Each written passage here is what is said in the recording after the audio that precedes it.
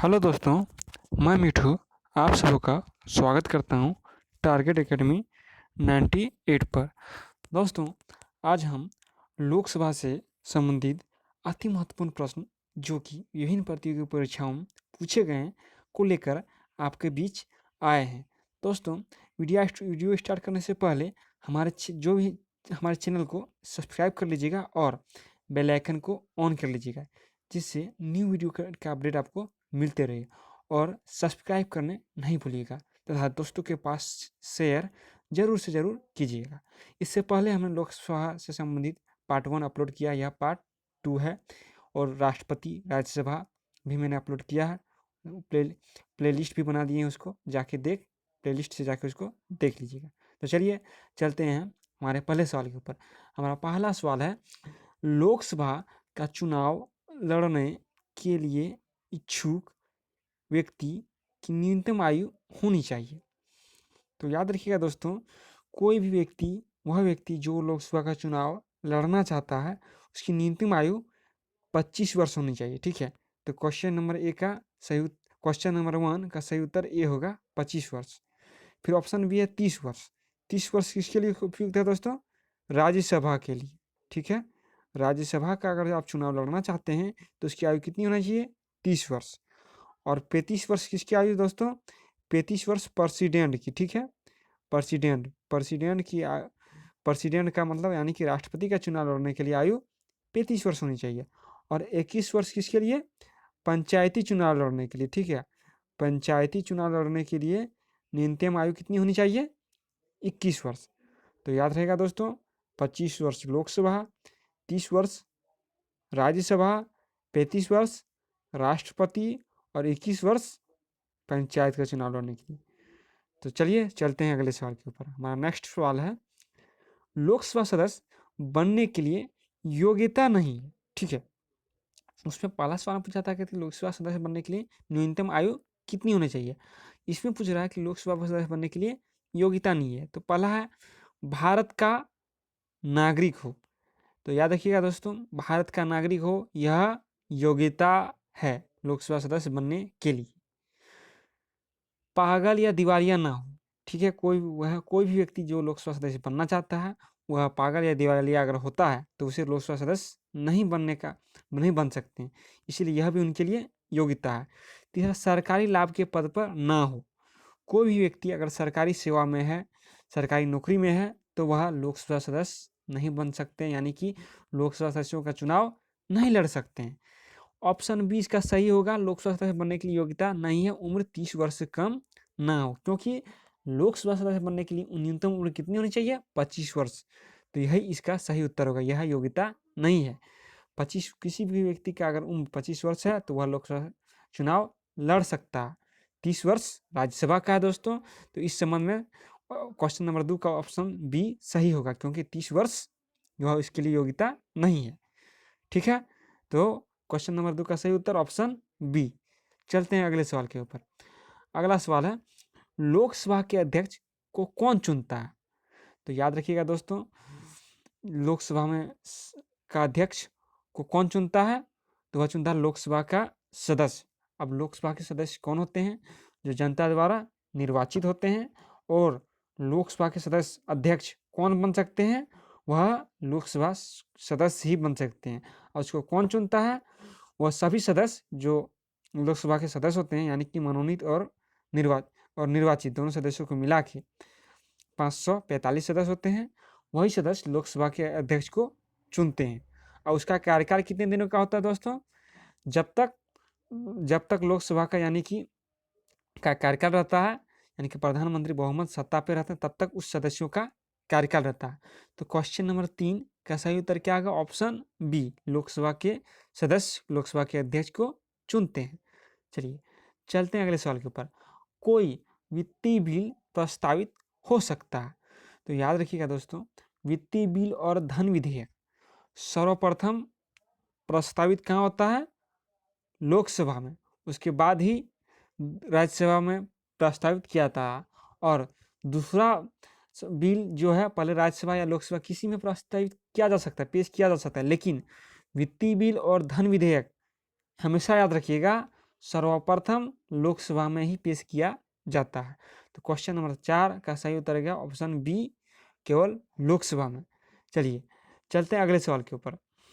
किसी विशेष दिन लोकसभा में अधिकतम कितने तारांकित प्रश्न पूछे जा सकते हैं? तो यह इसका सही उत्तर है ऑप्शन बी, 20 प्रश्न पूछे जा सकते हैं। किसी विशेष दिन लोकसभा में अधिकतम कितने प्रश्न पूछे जा सकते हैं? 20 दिन। आइए चलते हैं अगले सवाल के ऊपर। अगला सवाल है, भारत में क्षेत्रफल की दृष्टि से सबसे बड़ा संसदीय निर्वाचन क्षेत्र कौन सा है? तो क्षेत्रफल की दृष्टि से भारत में सबसे बड़ा संसदीय निर्वाचन क्षेत्र क्या है? वह है लद्दाख। लद्दाख कहाँ है दोस्तों? जम्मू कश्मीर के बगल में है। अब लद्दाख एक यूनियन टेरिटोरीज बन गया, यानी कि केंद्र शासित प्रदेश बन गया। पहले यह जम्मू कश्मीर के अंतर्गत आता था, लेकिन अब यह केंद्र शासित प्रदेश बन गया है। ठीक है, तो भारत का सबसे बड़ा निर्वाचन क्षेत्र, संसदीय निर्वाचन क्षेत्र कौन सा है? वह है लद्दाख। तो क्वेश्चन नंबर 6 का सही उत्तर होगा ऑप्शन ए। ठीक है, चलते हैं अगले सवाल के ऊपर। अगला सवाल है 7वां सवाल, लोकसभा में मंत्रिपरिषद के विरुद्ध अविश्वास का प्रस्ताव लाने हेतु न्यूनतम सदस्य संख्या क्या है? तो लोकसभा में यानी कि प्रधानमंत्री के विरुद्ध अविश्वास प्रस्ताव विपक्षी दलों द्वारा लाए जाते हैं। ठीक है, तो जो यह लाने के लिए न्यूनतम सदस्य संख्या कितनी होना चाहिए? 50। तो क्वेश्चन नंबर 7 का सही उत्तर होगा ऑप्शन डी, 50। ठीक है, पहले 50 सदस्य होगा तभी वह लोकसभा में अविश्वास प्रस्ताव ला सकता है। ठीक है, और अविश्वास प्रस्ताव द्वारा हटाए जाने वाले भारत के प्रथम प्रधानमंत्री कौन थे दोस्तों? विश्वनाथ प्रताप सिंह। वह कब से कब तक थे? 1989 से 90 तक। और याद रखिएगा दोस्तों, उन्हीं के कार्यकाल में राजीव गांधी के ऊपर बोफोर्स घोटाला का आरोप लगा था। ठीक है, विश्वनाथ प्रताप सिंह, विश्वनाथ प्रताप सिंह। ठीक है, भारत के प्रथम प्रधानमंत्री जिनके ऊपर क्या लगा था? अविश्वास प्रस्ताव द्वारा हटाए गए थे। ठीक है, तो क्वेश्चन नंबर 7 का सही उत्तर है ऑप्शन डी। चलते हैं अगले सवाल के ऊपर। अगला सवाल है, लोकसभा का सत्र एक वर्ष में न्यूनतम कितनी बार बुलाया जाता है? तो याद रखिएगा दोस्तों, लोकसभा का सत्र एक वर्ष में क्या बार बुलाया जाता है? 2 बार। ठीक है, 2 बार बुलाया जाता है। एक सत्र से दूसरे सत्र के बीच 6 महीना से अधिक का गैप नहीं होना चाहिए। ठीक है, तो क्वेश्चन नंबर 8 का सही क्या होगा? Option A, 2। यानी कि लोकसभा सत्र एक वर्ष में न्यूनतम कितनी बार बुलाया जा सकता है? 2 बार बुलाया जा सकता है। ठीक है, चलते हैं अगले सवाल के ऊपर। अगला सवाल है, एक दल लोकसभा में विपक्षी दल होने का दावा करता है, इसके पास न्यूनतम कितने सांसद लोकसभा में होने चाहिए? तो याद रखिएगा दोस्तों, विपक्षी दल होने का दावा करने के लिए उसको 10% कुल सदस्य संख्या का 10% सीट लाना अनिवार्य है। तो यह है 55। जो भी 55 सीट लाएगा वही लोकसभा में विपक्षी दल हो सकता है। लेकिन अभी वर्तमान में देखें, वर्तमान के लोकसभा चुनाव को देखें तो किसी भी दल के पास 55 सीट नहीं है। कांग्रेस, हालांकि कांग्रेस सबसे बड़ी पार्टी है, कांग्रेस के पास अभी कितने सीट है? 52। ठीक है, 55 का आंकड़ा कोई भी विपक्षी दलों ने पार नहीं किया है।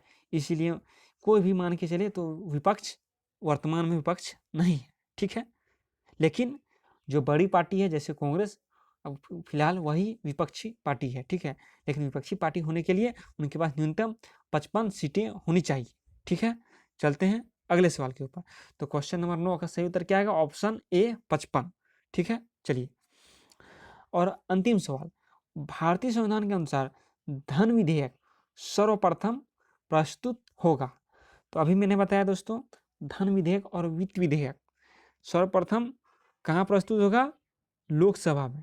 ठीक है, सर्वप्रथम ऑप्शन बी, लोकसभा में प्रस्तुत किया जाएगा। अब मन में सवाल उठेगा कि लोकसभा में प्रस्तुत क्यों किया जाएगा? तो लोकसभा में प्रस्तुत इसीलिए किया जाएगा क्योंकि यह जनता का पैसा और सबसे पहले जनता का सदन में जाएगा। तो जनता का सदन क्या हुआ दोस्तों? लोकसभा। लोकसभा के निर्वाचित सदस्य, लोकसभा के जो सदस्य निर्वाचित होते हैं वह किसके द्वारा चुने जाते हैं? जनता द्वारा। इसीलिए धन विधेयक सर्वप्रथम लोकसभा में प्रस्तुत किया जाता है और लोकसभा से पारित होने के बाद यह राज्यसभा में जाता है और राज्यसभा अगर 14 दिनों के भीतर इसे 14 दिन राज्यसभा को टाइम दिया जाता है, अगर 14 दिनों के भीतर यह पारित नहीं करती है तो वह स्वतः ही पारित मान लिया जाता है, यानी कि यह स्वतः ही मान लिया जाएगा कि राज्यसभा ने भी यह पास कर दिया। तो धन विधेयक की परिभाषा भारतीय संविधान के कौन सा अनुच्छेद में दिया गया है, तो वह कौन सा अनुच्छेद है, वह अनुच्छेद 110 है। हमेशा याद रखिएगा, धन विधेयक की परिभाषा भारतीय संविधान का अनुच्छेद 110 में दिया गया है, 10 में दिया गया है। ठीक है, तो उम्मीद करते हैं दोस्तों वीडियो समझ में आया होगा और इस तरह के वीडियो को भी लेकर हम आपके बीच आते रहेंगे दोस्तों, और हम फिर बार बार मिलते रहेंगे। हमारे चैनल को जरूर से जरूर सब्सक्राइब कीजिएगा और दोस्तों के पास शेयर करना नहीं भूलिएगा, एकदम से एकदम जरूर दोस्तों के पास जरूर से जरूर शेयर कीजिएगा, क्योंकि इस तरह के वीडियो को लेकर हम आपके बीच आते रहेंगे। तब तक के लिए धन्यवाद दोस्तों, जय हिंद दोस्तों, अच्छे से पढ़ाई कीजिए, थैंक यू।